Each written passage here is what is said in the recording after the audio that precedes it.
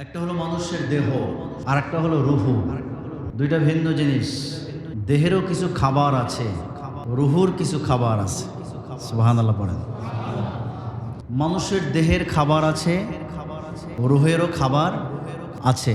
দেহের খাবার যদি দেহ না পায়, দেহ যখন যেমন সুস্থ থাকে না, একইভাবে রুহুকে যদি রুহুর খাবারটা না দেওয়া হয়, রুহুটা অসুস্থ হয়ে যায়। আম্মাল গিজাউ ফাহুয়া নাওআন, গিজাউর রূহ আর গিজাউল জাসাদ। খাবার দুই প্রকার, এক প্রকার হলো দেহের খাবার আর এক প্রকার রুহের খাবার।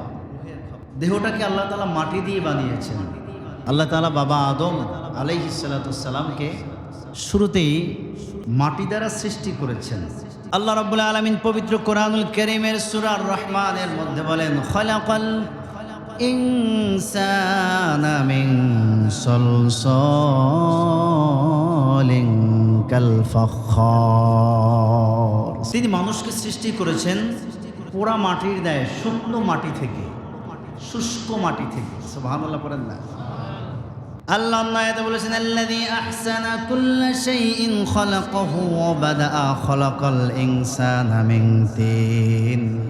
আল্লাহ রাব্বুল আলামিন तमाम দুনিয়ার সবকিছুই সুন্দরভাবে সুশ্রীভাবে সৃষ্টি করেছেন, পয়দা করেছেন।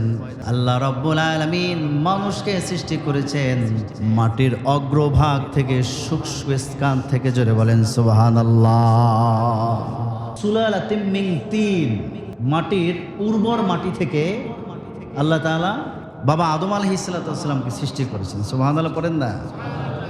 আল্লাহ বলেন, ইন্না মাতালা ঈসা ইনদাল্লাহি কামাতালি আদম খালাকাহু মিন তুরাব। আল্লাহ তাআলা হযরত ঈসা আলাইহিস সালামকে সৃষ্টি করেছেন আদম আলাইহিস সালামের ন্যায়।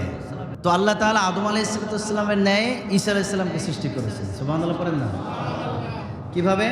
আদম আলাইহিস সালামের বাবা ছিল, মা ছিল, বাবাও ছিল না, মাও ছিল না, কিন্তু আল্লাহ তাআলা ঈসা আলাইহিস সালামকে বানাইছেন বাবা ছাড়া, শুধু মা দিয়ে। সুবহানাল্লাহ পড়েন না।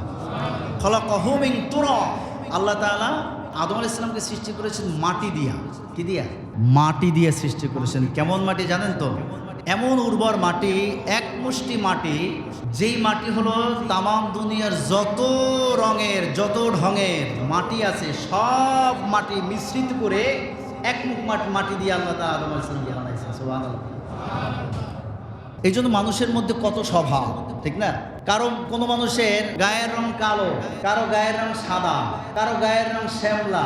পৃথিবীর এত মানুষ, কিন্তু কোনো মানুষের সাথে মানুষের মিল নাই। আছে? এক এক মানুষ এক এক রকম, কোথাও না কোথাও একটু পার্থক্য আছে, ঠিক কিনা? আছে না নাই?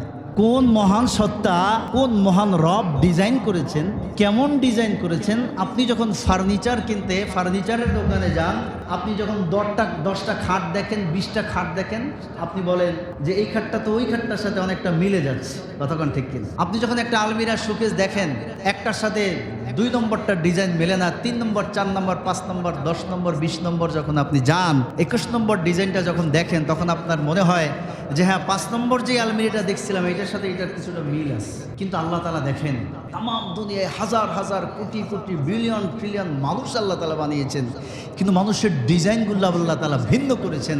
সবারই নাক আছে, সবারই চোখ আছে, সবারই মুখ আছে, সবারই মাথা আছে, সবারই হাত আছে, কিন্তু কারো হাতের সাথে কারো হাত মিলে না, কারো মুখের সাথে কারো মুখ মিলে না, কারো চোখের ঢঙের সাথে চোখ মিলে না, কারো ফিঙ্গার প্রিন্টের সাথে কারো ফিঙ্গার প্রিন্ট মিলে না। জোরে বলেন না সুবহানাল্লাহ।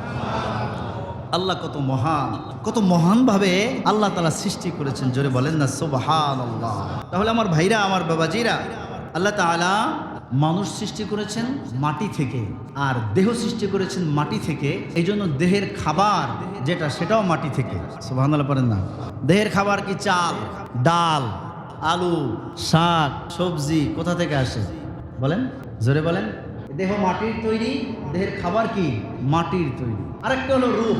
রুহু এমন একটা জিনিস যেটা একমাত্র আল্লাহর নির্দেশ মাত্র। এই রুহের খাদ্য আছে, কিন্তু রুহের খাদ্য আর দেহের খাদ্য এক না। রুহের খাদ্যটা আসে আল্লাহর পক্ষ। আমার ভাইরা, আমার বাবা যে রুহের খাবারটা কি জিনিস দেখেন, আল্লাহ তাআলা আমাদের দেহের মধ্যে একটা রুহু ফিট করে দিয়েছেন।